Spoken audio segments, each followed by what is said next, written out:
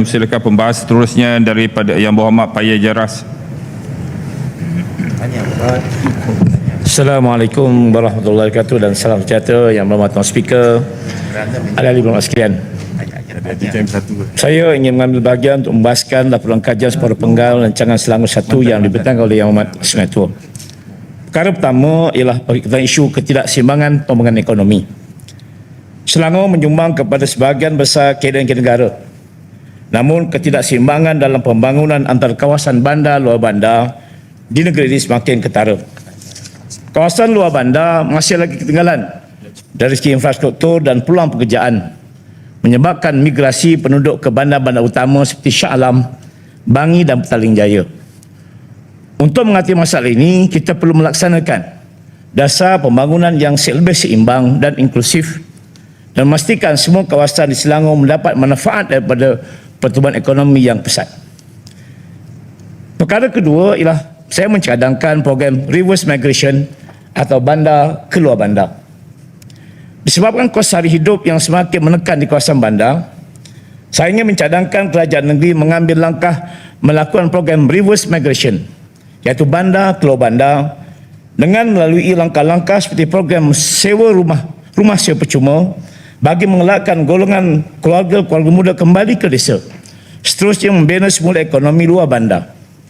Melalui program pelaksanaan reverse migration, kerajaan boleh melaksanakan penyewaan tanah milik kerajaan bagi tujuan pertanian. Antara langkah yang boleh dilaksanakan dengan melaksanakan penanaman skala besar dan melibatkan pelbagai jenis tanaman yang boleh dihasilkan melalui pengeluaran segera untuk membantu penjanaan pendapatan rakyat yang akhirnya memberikan impak positif kepada rakyat dan mengurangkan beban yang ditanggung oleh rakyat, khususnya mereka yang tinggal di kawasan bandar. Perkara yang ketiga yang saya ingin tekankan adalah tentang peluang pekerjaan yang berkualiti. Selangor telah mencatatkan nilai pelaburan sebanyak 39.4 bilion dalam sektor-sektor utama yang kompleks antara tahun 2021 hingga 2023. Namun kita perlu bertanya, apakah manfaat sebenar pelaburan ini kepada rakyat biasa? Adakah ia benar-benar mencipta peluang pekerjaan berkualiti atau hanya meningkatkan keuntungan korporat yang besar? Kita perlu pastikan bahawa pelaburan ini membawa manfaat yang menyeluruh dan adil kepada semua lapisan masyarakat. Tuan Speaker, saya ingin menyentuh kepada perkara yang keempat, iaitu berkaitan dengan keperluan menggiatkan ekonomi, menggiatkan usaha ketahanan ekonomi. Ini perkara yang penting yang kita bahas dalam RS1. Selangor perlu lebih tangkas dalam menghadapi ancaman seperti perubahan iklim, bencana alam dan faktor luar yang lain yang boleh menjejaskan kesejahteraan rakyat. Perubahan iklim telah mengakibatkan kejadian cuaca ekstrim yang semakin kerap, manakala bencana alam seperti banjir dan tanah runtuh telah menjejaskan infrastruktur dan kehidupan masyarakat. Dalam beberapa hari ini banyak berlaku banjir kilat di banyak kawasan yang akhirnya memberi kesan negatif kepada masyarakat. Selain itu, ketidaktentuan ekonomi global juga memberikan tekanan kepada ekonomi kita, menuntut kita untuk lebih bersedia dan berdaya tahan dalam menghadapi cabaran-cabaran ini. Melaksanakan dasar teknologi jauh adalah langkah yang paling berkesan. Ini bukan sahaja dapat merangsang guna tenaga, tapi juga meningkatkan daya tahan ekonomi dalam alam sekitar untuk jangka panjang. Antara langkah yang boleh diambil termasuk meningkatkan pelaburan dalam sumber tenaga yang boleh diperoleh seperti tenaga solar dan angin. Semalam saya dapat taklimat daripada pihak agensi yang mengatakan teknologi perlu dikembangkan lagi dan kita perlu menyokong dengan sepenuhnya. Kalau ini dapat dibesarkan lagi, dikembangkan lagi, maka ia akan memberikan satu impak yang besar kepada ekonomi negeri Selangor. Memberi insentif kepada syarikat yang menggunakan teknologi hijau, menggalakkan 3 amalan, iaitu pertanian lestari, memastikan pengurusan air yang efisien, mempromosikan pendidikan dan pembangunan dalam teknologi hijau, menyokong usahawan dan perusahaan kecil sederhana PKS yang menghasilkan produk dan perkhidmatan alam mesra alam, serta mengintegrasikan pendidikan alam sekitar dalam kurikulum sekolah dan universiti. Dengan melaksanakan langkah-langkah ini, bukan sahaja dapat mencipta peluang pekerjaan yang baru dan mengurangkan kadar pengangguran, tapi juga memastikan bahawa ekonomi Selangor lebih berdaya tahan terhadap ancaman-ancaman masa hadapan, dan usaha ini perlu dilakukan secara kolektif dan berterusan untuk memastikan kesejahteraan rakyat Selangor terjamin untuk generasi yang akan datang. Akibat dari pembangunan, antara perkara yang sering dibahaskan oleh masyarakat atau dibincangkan ialah bagaimana kuari-kuari yang baru dibuka. Dan saya ingin menyentuh kepada isu kuari di sekitar Bukit Lagung dan Desa Bukit Indah. Tanpa menafikan keperluan dalam pembangunan yang kita lalui hari ini, isu pengurusan kuari di sekitar Sungai Buloh khususnya perlu diberikan tumpuan khusus di sekitar Bukit Lagung dan Desa Bukit Indah. Isu yang diadukan oleh penduduk antaranya ialah: pertama, keretakan dinding-dinding rumah; yang kedua, bumbung rumah yang jatuh; peralatan elektrik yang rosak; habuk yang tebal dalam rumah; lori besar yang lebih muatan dan merosakkan jalan; lori besar yang membahayakan pengguna jalan raya; letupan kuari setiap hari, tiada jadual kapan duduk dan semakin kuat letupan; dan yang terakhir, masa operasi yang berterusan sepanjang minggu. Dan ini memberikan kesan yang besar kepada masyarakat dan mengganggu kehidupan mereka, dan ini perlu diberikan perhatian. Sebagai negeri yang maju, sepatutnya isu ini telah disediakan oleh pihak kajian negeri dengan manajemen khusus untuk kuari beroperasi dengan menggunakan hasil yang telah diperoleh daripada kuari-kuari yang dibina ini. Perkara yang keenam yang saya ingin bahkan adalah perkara yang telah disentuh oleh ramai pihak, khususnya semalam Belabang Kelang sebut, termasuk juga Pak Sahabat menyebutkan tentang pembangunan RS1 melihat secara adil jurang infra di kawasan bandar, pinggir bandar dan kampung tradisi. Isu berkaitan perpalitan longkang, jalan sempit, penyelenggaraan jalan, kutipan sampah serta asas elektrik dan air perlu diselesaikan. Pertukaran yang mencukupi amat penting kerana ketidakseimbangan ini akan memberi kesan negatif kepada masyarakat. Kawasan luar bandar tidak boleh diabaikan, khususnya berkaitan dengan kemudahan asas, dan pertukaran perlu adil dan tidak boleh mengutamakan keselesaan penduduk itu saja, tetapi mengabaikan asas yang wajib dimati oleh setiap penduduk. Selain itu, penyiasatan isu Lord Didi yang sering berlaku di kawasan Paya Jaras dan mungkin di kawasan-kawasan lain juga perlu dilihat secara teliti.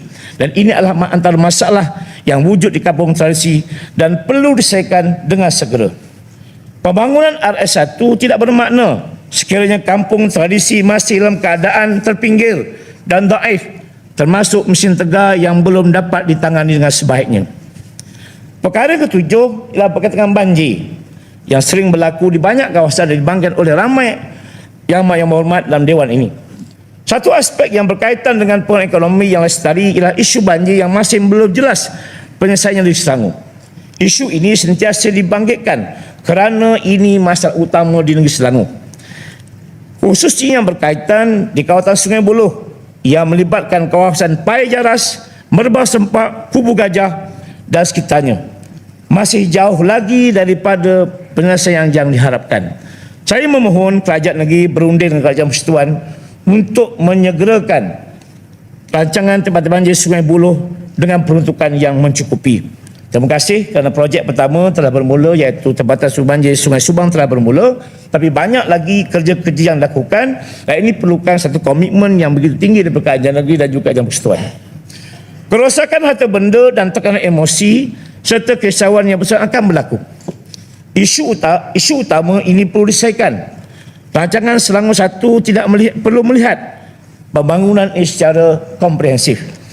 Pembangunan kampung-kampung tradisi ini juga jangan diabaikan, kerana pengabaian ini akan menyebabkan masyarakat akan tertinggal dan akhirnya masyarakat akan sentiasa dalam keadaan yang disebutkan ketinggalan dari semua aspek, termasuk dalam pembangunan emosi dan sebagainya. Jadi isu banjir ini perlu diperhatikan kerana isu banjir ini isu yang cukup kritikal. Masa tenaga dihabiskan dan menyebabkan masyarakat terpaksa ambil cuti, kadang terpaksa juga menukar barang, dan akhirnya menyebabkan masalah ekonomi juga berlaku. Tuan Speaker, perkara 8 yang saya ingin sebutkan adalah pembangunan remaja ataupun young parent. Ini isu berkaitan dengan yang disebutkan oleh Esko tadi tentang soal emosi, soal psikologi, soal tekanan yang dihadapi oleh anak-anak muda pada hari ini. Baru-baru ini kalau kita tengok dalam yang viral di YouTube, kata seorang ayah yang marah anak kerana disebabkan potong rambut yang menyebabkan semua netizen mengkritik. Perkara ini menyebabkan kita berfikir apakah situasi sebenar yang ada pada berlaku pada hari ini. Apakah anak-anak kita ini kurang dapat didikan atau kurang mendapat didikan, maka ini perlu diberikan perhatian. Dalam aspek bangunan insan yang holistik, pendidikan sistematik non-formal untuk young parent dalam mendidik anak perlu diberikan. Young parent ini perlukan bimbingan. Kadang-kadang mereka ini dapat anak, tetapi kadang-kadang mereka tidak mampu untuk didik anak. Sebab apa? Mungkin pengalaman tidak ada ataupun kesibukan bekerja menyebabkan mereka ini perlu bimbingan. Saya mencanangkan dalam RS1 ini, program pembangunan insan khususnya yang parent yang semakin meningkat ini perlu diberikan perhatian. Kaedah mendidik anak zaman sekarang tidak sama dengan zaman dahulu. Maka saya mengesyorkan supaya dalam rancangan Selangor 1 ini, program pembangunan remaja perlulah ditekankan. Saya dapati dalam laporan ini ada satu program dipanggil pembangunan remaja, tetapi program itu umum, tidak ada perancangan detail. Saya mengharapkan ada pendetailan daripada pihak kerajaan negeri supaya ini dapat dijelaskan, supaya masyarakat dapat ikut, dapat melaksanakan. Kenapa? Kestabilan emosi dan kemampuan untuk menghadapi tekanan persekitaran perlu diberikan tumpuan untuk menjadi bahagia. Program yang dirancangkan perlu kreatif dan berbagai. Perkara yang saya nak sebutkan lagi berkaitan tentang pendidikan. Aspek pendidikan perlu diberikan dan saya mengesyorkan supaya Kerajaan Selangor yang mempunyai mahtafiz dan gerasi yang MITS yang ditubuhkan sejak 2008 ini diberikan tumpuan. Masyarakat hari ini semakin cenderung melihat ramai golongan teknokrat, saintis, profesional dan cendekiawan yang terdiri pada mereka yang menghafal Quran yang diyakini dapat memberikan nilai yang tinggi dalam aspek sumber manusia dan kemajuan dalam sektor industri dan ekonomi. Saya mengesyorkan supaya program-program seperti ini dikembangkan lagi bagi memastikan dalam rancangan Selangor 1 ini disyorkan inilah masa yang terbaik supaya program ini dicorakkan, dikembangkan ke peringkat yang lebih luas lagi, seperti program pembudayaan sains, teknologi, engineering dan matematik, artificial intelligence, Internet of Things, big data, robotik teknologi, renewable energy, food sovereignty dan teknik nuklear. Saya sekali mencadangkan agar MIS ditubuhkan di setiap daerah di Selangor dalam memastikan rancangan Selangor 1 dapat dicapai dengan sebaiknya. Yang kedua, yang menurut dengan sekolah-sekolah lama dan uzur. Selain daripada aspek pendidikan, terdapat sekolah-sekolah lama yang di bawah kerajaan negeri yang perlu diiktiraf. Contohnya di kawasan Pajas, iaitu SRA Melbawah Sempak dan SRA Pajaras, antara sekolah yang perlu diiktiraf kerana keadaan yang uzur dan jumlah murid semakin meningkat. Perkara yang ketiga ialah berkaitan tentang kebajikan ekonomi dan profesional pendidik. Selain daripada kebajikan pelajar, kebajikan guru, MITS, KAFA dan sekolah agama tahfiz juga perlu diberikan tumpuan oleh pihak kerajaan negeri. Sistem pengajian dan latihan perlu diberikan tumpuan. Pusat latihan profesional dan pembangunan talent guru dari berbagai bidang ilmu perlu ditingkatkan ke kelas masa. Saya ingin mencadangkan supaya pusat latihan profesional guru Selangor diwujudkan lagi dengan kerjasama daripada Universiti Islam Selangor dan UNICEF. Perkara keempat yang tentang pembangunan pendidikan bahasa Arab. Bahasa Arab yang merupakan bahasa ilmu telah menjadi bahasa antarabangsa dan digunakan meluas dalam perniagaan khususnya di negara Timur Tengah. Peluang ini perlu diambil oleh negeri Selangor dalam pembangunan pendidikan bahasa Arab. Saya ingin mencadangkan agar Universiti Islam Selangor membangunkan pusat latihan profesional bahasa Arab bersama SESCO, iaitu The Islamic World Educational, Scientific and Cultural Organization di Rabat, Morocco. Yang terakhir, Tuan Speaker, saya ingin menyebut tentang naik taraf jalan Kuala Selangor dan Kepong. Ini adalah aspek yang menjadi perbincangan dalam masyarakat di kawasan saya, dan projek ini sebenarnya penting untuk menaik taraf jumlah jalan raya kerana menampung jumlah kenderaan yang semakin bertambah setiap tahun. Namun kebajikan penduduk yang terlibat dalam projek ini perlu diberikan perhatian. Adalah penting bagi pihak kerajaan negeri dan agensi mengadakan perbincangan ribat urus yang berurusan dengan mereka.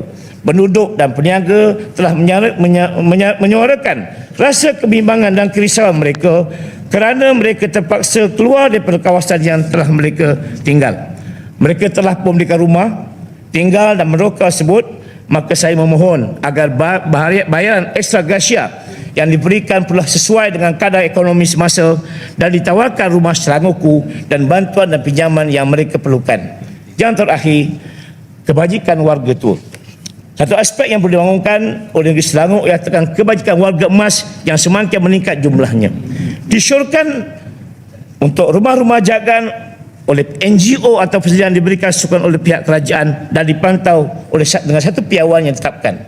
Saya mencadangkan dalam RS1 aspek pembangunan kerohanian, sosial dan kemanusiaan perlu diberikan keutamaan kerana kepincangan sosial akan memusnahkan pembangunan yang bina. Kesimpulannya, dengan mengambil langkah-langkah ini, kita dapat memastikan ekonomi negeri Selangor terus berkembang dan mampan dan memberi manfaat kepada semua lapisan masyarakat, sekaligus menyumbang kepada kestabilan ekonomi negara secara keseluruhannya. Kita juga perlu memastikan dasar-dasar ekonomi yang inklusif dilaksanakan agar semua rakyat negeri ini mendapat manfaat pertumbuhan ekonomi yang lebih seimbang, termasuk pembukukan infrastruktur di kawasan luar bandar negeri Selangor, memperluaskan akses teknologi dan inovasi serta memperkenalkan langkah-langkah yang lebih efektif untuk memastikan rumpah maupun milik dan keperluan asas diakses oleh semua lapisan masyarakat. Maka saya ingin mencadangkan agar pihak kerajaan negeri Selangor dalam rancangan Selangor Satu itu menekankan juga aspek pembangunan insan yang holistik. Sekian, terima kasih. Assalamualaikum warahmatullahi taala wabarakatuh.